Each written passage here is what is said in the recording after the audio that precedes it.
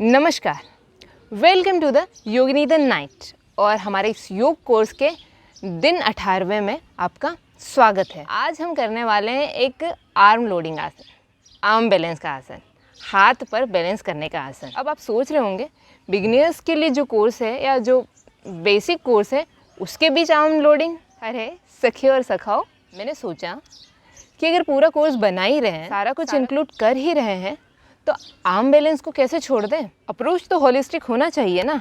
आज थोड़ा हाथों को और कोर को मेहनत करवाते हैं। चलिए आर्म बैलेंस करते हैं। लोलासन के लिए सबसे पहले पद्मासन में आ जाते हैं। अब जिनसे पद्मासन नहीं होता उनके लिए भी मैं बाद में बता दूंगी। अभी पद्मासन में आ जाइए। इस तरह से पद्मासन होता है। ये हम मैं भी डे 1 में ही सीख चुके हैं।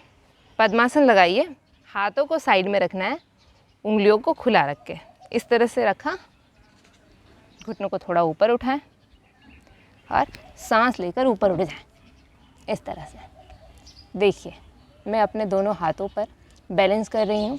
सामने एक पॉइंट पर देखें और ब्रीदिंग करते रहें। जब नीचे आना हो तो धीरे से सांसें छोड़ते हुए नीचे आ जाएं। एक बार साइड व्यू देख लीजिए किस तरह से होगा यहाँ। अब इस तरह से हम बैठे हैं, पद्मासन ही लगाया हुआ है।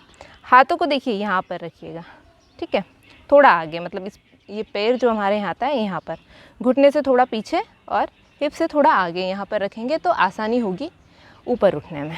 तो इस तरह से पहले पैरों को ऊपर उठाया, फिर सांस लेकर हिप्स भी ऊपर, पूरी बॉडी को बैलेंस कर लिया। हाथों की उंगलियाँ खुली हुई है, कोर मसल्स एक्टिव है। ध्यान रखिए, इसमें कोर मसल्स का एक्टिव होना बहुत ज़रूरी है।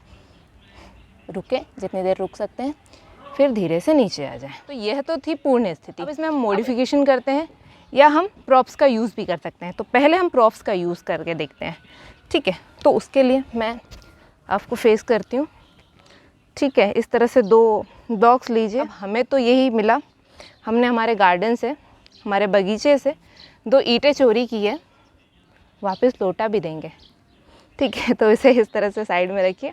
आपके यहाँ जो भी हो या फिर योग ब्लॉक्स हो तो उनका यूज़ करें। इस तरह से दोनों पैरों के साइड में रखें, हाथों को इनके ऊपर रखें, उंगलियों को फैलाकर, ठीक है, और सांस लेकर ऊपर उठ जाएं। देखिए अब अच्छा स्पेस मिल गया ना ऊपर उठने के लिए। इसमें रुक सकते हैं, कोर मसल्स एक्टिव रहें।